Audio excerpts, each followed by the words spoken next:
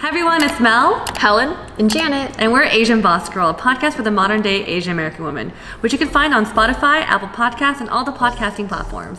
We started our podcast in 2017 while we were all working our full-time jobs. And after building it on the side as a passion project for 2 years, it picked up enough traction where we saw the potential to grow it even more if we could dedicate our full selves to it. So in 2020, we left our jobs and went full-time into Asian Boss Girl. If you haven't already, you can check out our episode 60, where we talk about that transition. As a podcast, we have amassed over 4 million downloads and we average 200,000 downloads a month. On Spotify, we are number 13 in the lifestyle and health segment in Hong Kong and number 51 in Canada in the business and technology space. We also have 5-star ratings on Apple Podcasts and we have over 1,000 written reviews.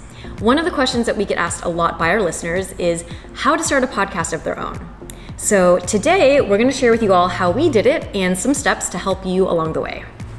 Step 1, identify your mission, name, and tagline. Why do you want to start a podcast and who are you speaking to? The three of us, we started this podcast and we're still working our 9-to-5 jobs, and there are definitely Asian American female voices present in media, but not many.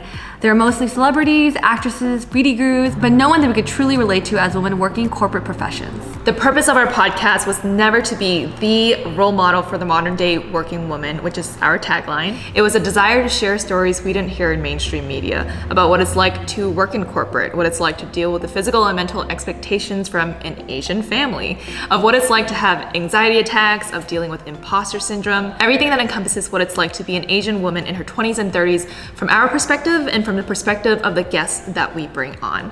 And it has become a way for us to connect to people in a way that we have never experienced before. And we came up with the name ABG, which has a double meaning. It references Asian baby girl, which is an archetype from 1990s Asian American pop culture who was rather polarizing as a sexy and feminine figure, but she was still rather strong and commanding. And as adult Asian women, we wanted to redefine ABG as Asian boss girl, someone whose lifestyle may be polarizing, whether that's going clubbing in provocative attire, working in a male-dominated career, or deciding to get married later in life, but who is in command of her identity. And with our listeners in mind, who we thought would be women just like us, we created the tagline, a podcast for the modern day Asian American woman. Step 2, equipment. What's the first piece of equipment you think of when you think of a podcast?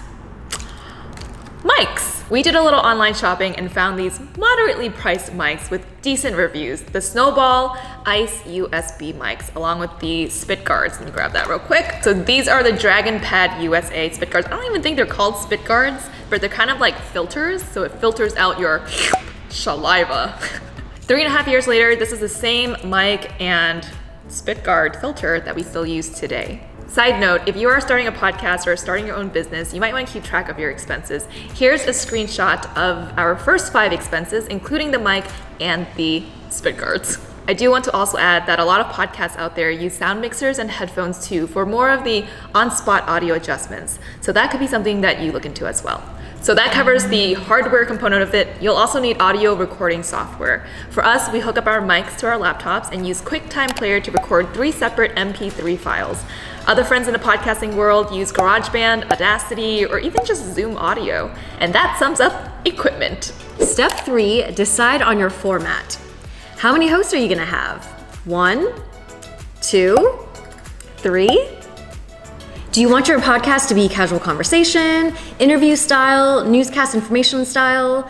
For us, we initially thought we would just go pretty freeform. Have a couple glasses of wine, do some freeform girl talk. It's Saturday night and we are recording before going out. Yes, Jameson is in the fridge. Let's finish this. Let's go. Come on, dude. I can't talk right now. I need a drink. Yeah. That didn't exactly work out so well.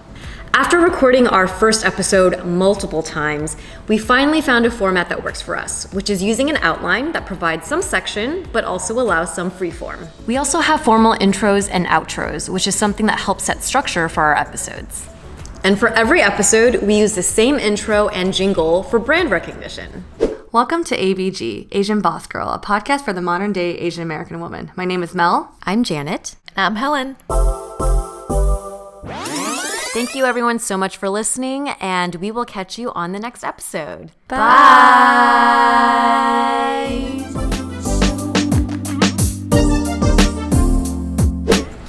Step 4 is to record. You can do this in person, but for us, obviously due to the pandemic, we've been recording via Zoom. But ideally, if we can, we like to record, in person because of the chemistry. And a quick tip, make sure you're equally distanced apart from your co-host so you're not picking up on their sound. Oof. Girl, you were a little too close to me. Sorry. Yeah. There we go, much better. Step 5, the edit. Unless you want to just upload the audio as is, you'll need editing software for your podcast. We use Premiere Pro, which requires a license, and that can get kind of expensive. So if you have a friend with a license, split the cost. That helps. Hey Brandon, yeah, do you mind if we share an Adobe account? Wait, what do you mean we can't share? Like, we're siblings. Sharing is caring. Yeah. At the very, very beginning of our podcast, when we had no knowledge on editing, our advisor, and my love, Philip, immature, helped us to edit the first season, which we are so thankful for. And he also taught us how to edit on Premiere Pro. When it comes to starting any business, you gotta be scrappy, so lean into the resources that you do have available. And if you have no idea where to start, there are so many classes out there on YouTube, on Skillshare, to guide you through every single process. Around season 2, the 3 of us started to take turns owning the edit of each episode, and it would take us about 10 to 15 hours. Nowadays, we work with a professional editor, Michelle, to edit all of our episodes, and she is absolutely amazing. Step 6, publish and get your podcast out into the world. To do this, you're going to need an RSS feed. This is where you will house all of your audio files. It's essentially your digital home. Then you'll need to get it onto publishing platforms like Spotify, Apple Podcasts, Google Play, etc. When we first started, we used Squarespace for our RSS feed and had to separately apply to the different publisher platforms. Nowadays, we use Anchor, and that does everything for you in one place. Step 7, determine your release schedule. When we started, we went back and forth about how frequently we should put out these episodes. With full-time jobs, we were hesitant to commit to a weekly release schedule. But in the end, we committed. We're pretty much married. And this is our baby. We picked a day of the week, Thursday, and a time, 5 p.m., and consistently put out episodes every week. We weren't always perfect. Sometimes we skipped a week or uploaded late, but more often than not, we kept to the schedule. Consistency is really key to growing an audience. Pick a day of the week and stick to it. Maybe it doesn't have to be weekly, maybe it's every 2 weeks or once a month, but try and be consistent. Step 8, brand building and marketing. Market the out of your show. In terms of branding and logo, we commissioned our good friend and designer, Jeanette Lau, to create that. We use that as our base to build our direction for Instagram. If you've been following us, you can see that we're really active on Instagram and have really expanded how we use that platform. Maybe we'll cover that in another video because social media marketing is a whole topic in itself. But for now, follow us at Asian Boss Girl to see what we've been up to and our creative directions we're gonna take. Last thing, as you continue to grow your brand, you might wanna start considering ads and partnerships, like this one. Welcome to our first snack break. This episode is sponsored by Boxu.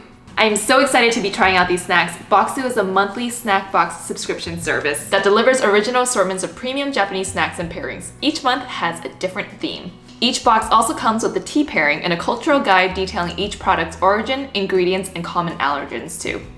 This company is the only Japanese snack box that partners with 100-plus-year-old families from Japan to create these snack boxes, and they come straight to your door, delivered from Japan. One of my favorite cities in the world is Tokyo, and some of these snacks are really bringing back some good memories and tastes for me. Hi ladies. Hi. Welcome. You can get 10% off your own authentic Japanese snack box from Boxu and save $47 when you use our code ABG10. Check out the link in the description box. Happy snacking, and let's get back to the episode. Thank you for joining us today as we shared with you how we started our podcast. We hope you found this helpful and maybe it will inspire some of you to start your own as well.